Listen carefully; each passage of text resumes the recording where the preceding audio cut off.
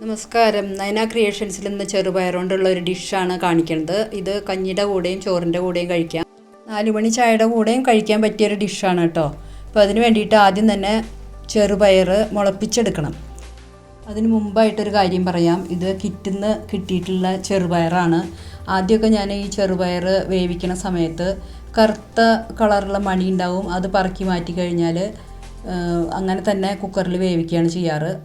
ഈ കറുത്ത മണി കിടന്നു കഴിഞ്ഞാൽ കല്ല് പോലെ കടിക്കും. അതിന് വേണ്ടിയിട്ട് ആ കറുത്ത മണിയുള്ളത് പറക്കി കളയും. ഈ പയറാണെന്നുണ്ടെങ്കിൽ ഒരു ദിവസം ഞാൻ ഉണ്ടാക്കിയപ്പോൾ കല്ല് കടിക്കണ പോലെ കടിക്കുക. അപ്പോൾ നോക്കി കഴിഞ്ഞപ്പോൾ ഇത് വേവാണ്ട് കിടക്കുകയാണ്. അപ്പോൾ ഞാൻ വീണ്ടും അതൊന്നും കൂടി വേവിച്ച് കഴിഞ്ഞപ്പോൾ വെന്തതൊക്കെ കൂടുതൽ വേവുകയും ചെയ്തു. വേവാത്തത് അതേപോലെ തന്നെ കല്ല് പോലെ തന്നെ കിടക്കുകയാണ് ചെയ്തത്. അപ്പോഴാണ് എനിക്കൊരു ഐഡിയ തോന്നിയത്. ഈ വേവിച്ചിട്ടും വേവാത്ത സാധനമാണെങ്കിൽ അത് നമ്മൾ വെള്ളത്തിലിട്ട് കുതിർത്തി കഴിഞ്ഞാൽ വേവണത് കുതിരും ചെയ്യും, വേവാത്തത് കുതിരാണ്ട് കിടക്കുമല്ലോ എന്ന്.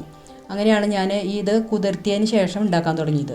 ഇപ്പോൾ നമ്മൾ ഇത് കുതിർത്താണ്ട് നമ്മൾ ഇതിൽ നിന്ന് വേവാത്ത മണി ഏതാണെന്ന് നമുക്ക് തിരഞ്ഞു പിടിക്കാൻ ബുദ്ധിമുട്ടാണ്. അപ്പോൾ ഇതുപോലെ ആയിക്കഴിഞ്ഞാൽ കുതിർന്നത് മാറ്റി കഴിഞ്ഞാൽ ബാക്കി നമുക്ക് മാറ്റി കളഞ്ഞാൽ മതി. അപ്പോൾ ഇത് കുതിർത്താൻ വേണ്ടിയിട്ട് വെള്ളത്തിലിട്ട് കഴിഞ്ഞാൽ ഇത് പറക്കിയെടുക്കാൻ്റെ ആവശ്യമൊന്നുമില്ല. ഇതേപോലെ പാത്രത്തിൽ വെള്ളം ഒഴിച്ചിട്ട് ഇങ്ങനെ ഒന്ന് ചുഴറ്റിയിട്ട് ഒന്ന് ആട്ടി എടുക്കുമ്പോൾ ഈ കുതിർന്നിട്ടുള്ള പയറിൻ്റെ മണികളൊക്കെ മുകളിലേക്ക് ഇങ്ങനെ വരും. കുതിരാത്ത മണികൾ അടിയിൽ കിടന്നോളും.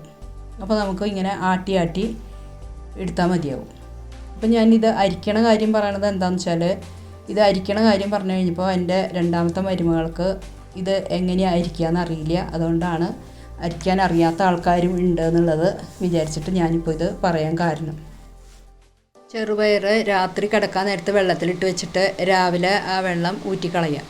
അപ്പോൾ രാവിലെ ആകുമ്പോഴേക്കും കുതിർന്നിട്ടുണ്ടാവും. അതിന് ശേഷം അത് അടച്ചു വെച്ച് കഴിഞ്ഞാൽ പിറ്റേ ദിവസം രാവിലെ ആകുമ്പോഴേക്കും ഇത് മുളച്ചിട്ടുണ്ടാവും.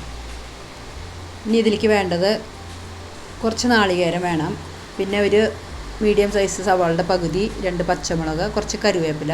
ഇത്രയാണ് ഇപ്പോൾ ഞാൻ ചെറുതായിട്ട് അരിഞ്ഞിട്ട് എടുക്കുന്നത്. ഇനി ഒരു ചീനച്ചട്ടി ചൂടാകുമ്പോൾ അതിലേക്ക് വെളിച്ചെണ്ണ ഒഴിച്ചിട്ട് കടുകും വറ്റൽമുളകും ഇട്ട് കടുക് പൊട്ടി കഴിയുമ്പോൾ ഈ അരിഞ്ഞു വെച്ചിട്ടുള്ള സവാള, പച്ചമുളക്, കരിവേപ്പിൻ്റെ ഇല ഇതെല്ലാം ഇട്ടിട്ട് ഒന്ന് വഴറ്റിയാൽ മതി. അധികം മൊരിയേണ്ട ആവശ്യമൊന്നുമില്ല.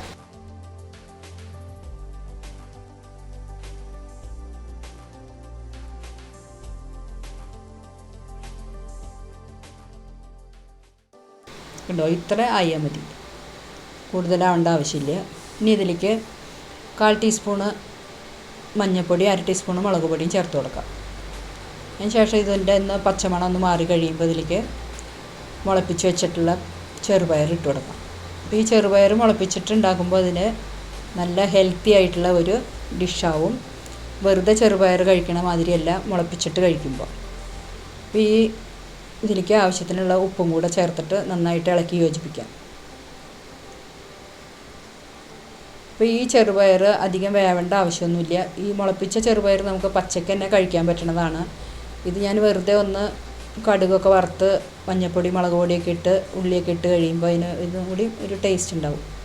വേണമെന്നുണ്ടെങ്കിൽ ഇതേപോലെ കുറച്ച് വെള്ളം ഒഴിച്ചിട്ട് ഒന്ന് നന്നായിട്ട് ഇളക്കിയതിന് ശേഷം ഇതെല്ലാം കൂടി ഒന്ന് നടുഭാഗത്തേക്ക് ഒന്ന് ഒതുക്കി വെച്ചിട്ട് ഒന്ന് അടച്ച് ഒരു 2-3 മിനിറ്റ് സമയം മീഡിയം ടു ലോ ഫ്ലെയിമിൽ അടച്ച് വെച്ചിട്ട് വേവിക്കാം. ഇപ്പോൾ ഇത് 2 മിനിറ്റ് കഴിഞ്ഞിട്ടുണ്ട്. ഇനി ഇതൊന്ന് വെള്ളമൊക്കെ വറ്റിയോ നോക്കാം.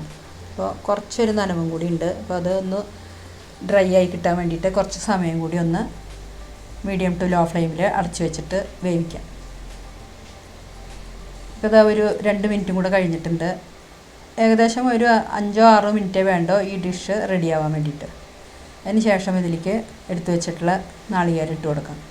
നാളികേരം ഇട്ടിട്ട് നന്നായിട്ട് ഇളക്കി യോജിപ്പിച്ചിട്ട് വീണ്ടും ഒരു മിനിറ്റ് നേരം ഒന്ന് ഇതൊക്കെ ഒന്ന് നടുവിലേക്കാക്കിയിട്ട് ഒന്ന് അടച്ചു വയ്ക്കാം. ഇപ്പോൾ 1 മിനിറ്റ് കഴിയുമ്പോൾ നമുക്ക് ഫ്ലെയിം ഓഫ് ചെയ്യാം. ഇനി ഇതൊന്ന് ഇളക്കി നോക്കാം. ഒട്ടും അടിയിലൊന്നും പിടിച്ചിട്ടില്ല. നല്ല ഉതിർന്നിട്ടുള്ള ഒരു ഡിഷ് റെഡി ആയിട്ടുണ്ട്. ഇത് നല്ല ഹെൽത്തി ആയിട്ടുള്ള ഡിഷാണ്. കഞ്ഞിയുടെ കൂടെ കഴിക്കാൻ നല്ലതാണ്. പയർ തോരൻ പോലെ ഇനി ഇതിലേക്ക് പച്ച വെളിച്ചെണ്ണയാണ് ഇപ്പോൾ ഒഴിച്ചത്. പിന്നെ കുറച്ച് കരിവേപ്പിൻ്റെ ഇല ഫ്രഷായിട്ട് ഇട്ട് കൊടുക്കാം. ഇപ്പോൾ പച്ച വെളിച്ചെണ്ണയുടെയും കരിവേപ്പിൻ്റെ ഇലയുടെയും ഒക്കെ മണം വരുമ്പോൾ നല്ല ഒരു മണം വരുന്നുണ്ട് ഇപ്പോൾ. ഇതെല്ലാവർക്കും ഇഷ്ടപ്പെടും. അപ്പോൾ എല്ലാവരും ഒന്ന് ഉണ്ടാക്കി നോക്കിക്കോളൂ. ഇതൊരു വിളമ്പണ പാത്രത്തിലേക്ക് മാറ്റാം. ഇന്നത്തെ വീഡിയോ എല്ലാവർക്കും ഇഷ്ടമായി എന്ന് വിചാരിക്കുന്നു. ഇനി അടുത്ത വീഡിയോയുമായിട്ട് വീണ്ടും കാണാം. എൻ്റെ ഈ ചാനൽ കണ്ട എല്ലാവർക്കും നന്ദി, നമസ്കാരം.